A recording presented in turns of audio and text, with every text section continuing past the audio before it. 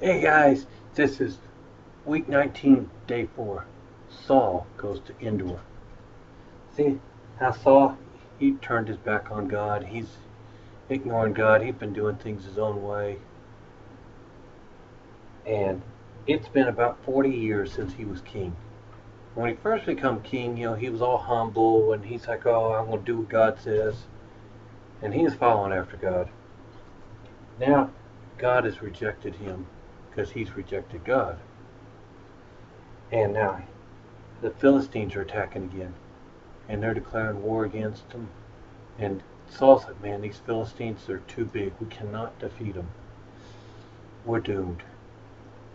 He's like, I know who I need. He's like, I need Samuel. Samuel always gave me good advice. Problem was, Samuel was dead.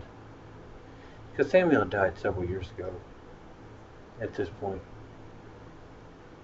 So instead of Saul saying, well, Samuel's dead, I'll go after another guy, another prophet. Saul's like, I know, I'll go talk to a witch. I'll go talk to the witch at Endor. And he found out there was one there. And they're hard to find when you say, hey, if you're a witch, we're going to kill you. So that was his law. Because the Bible says the witches are bad. And now he's going to go break his own law and break God's law that he wrote down as well. And goes and says, I'm going to a witch. And he goes to the witch.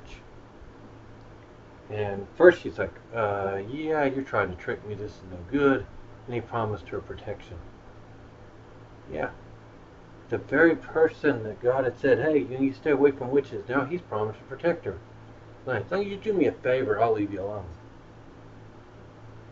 And so the witch goes and she conjures up and calls on Samuel and brings. I don't know if it actually says she brought Samuel from the grave or some figure came from the grave. And he comes back and Saul's like, hey, I need help. And the voice comes and says, hey, why do you ask me for help? You chose to disobey God and go your own way. And tomorrow, you and your sons will be killed in battle. And your kingdom will be taken from you and given to David. Now Saul, he just left all, this is horrible. I mean, he's like, I'm doomed. And then not only am I doomed, but my kingdom is going to go to the guy I hate the most. I mean, Saul's like, man, this is no good. And sure enough, the battle happened, and Saul was wounded, but his sons were all killed. And Saul turns to his armor bearer and says, hey, I don't want the Philistines to capture me and dishonor me. They'd parade me around. Just kill me. And the armor bearer's like, you're the king, I ain't touching you. I can't do it. So Saul actually killed himself. In the end, a great man. He was a great man when he first started. But he chose to do things his way.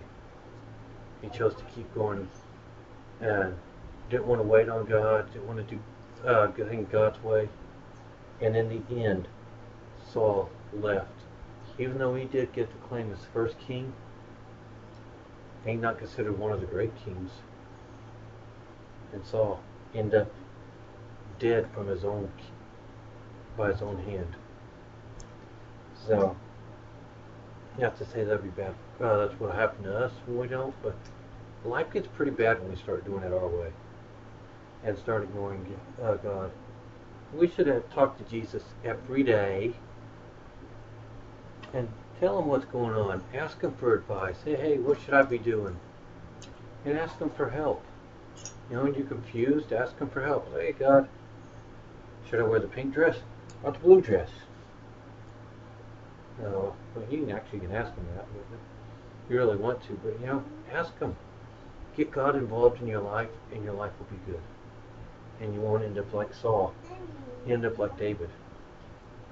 Because David, his life ended up pretty good when he was trusting in God. You know, he made his mistakes too, but that's for another story. So, you guys remember, do it God's way, because God's way is the best, and I will see you tomorrow. Bye.